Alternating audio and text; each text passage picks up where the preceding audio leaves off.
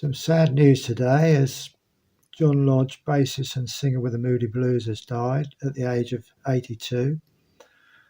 Now, the Moodies were one of the greatest of the British bands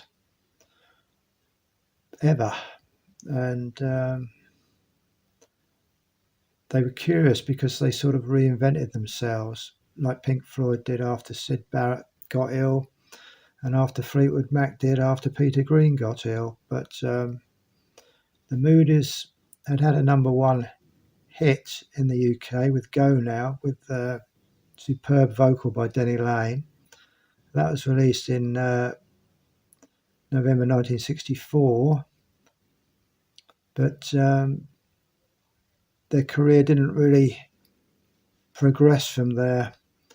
So in the autumn of 1966, just under 2 years after Go Now was released, Justin Hayward and John Lodge were recruited, and it was with these two, with Justin Hayward as the guitarist and singer, and John Lodge as the bassist and singer.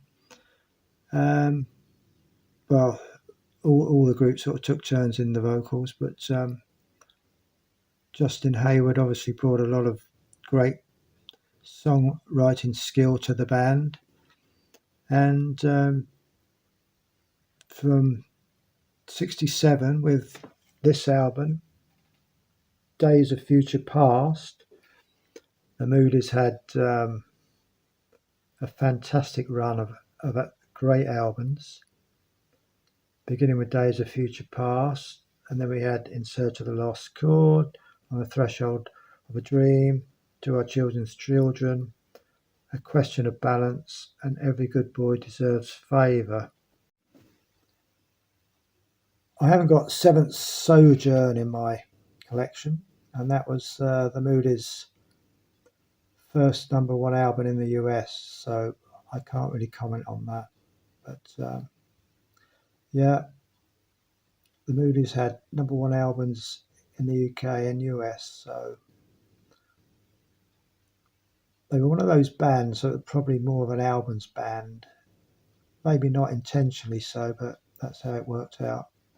Great songs during this period, but Nights in White Satin, one of the great psychedelic songs of them all. Tuesday Afternoon, Question, and Isn't Life Strange?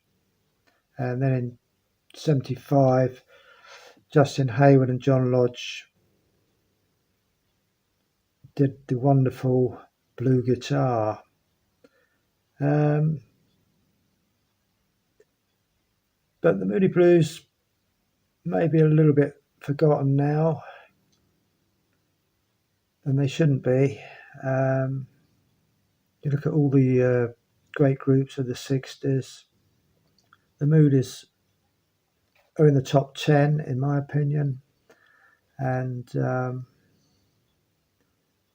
so many interesting things about them. The keyboardist Mike Pinder was arguably the most influential person in introducing other groups to the mellotron. People like John Lennon of the Beatles, and Strawberry Fields Forever and all that. But yeah, they played a lot of big festivals, and which was nice because when Hayward and Lodge joined, they were sort of doing very sort of small gigs, but they got popular again quite quickly, and deservedly so. But anyway, shine on, John Lodge.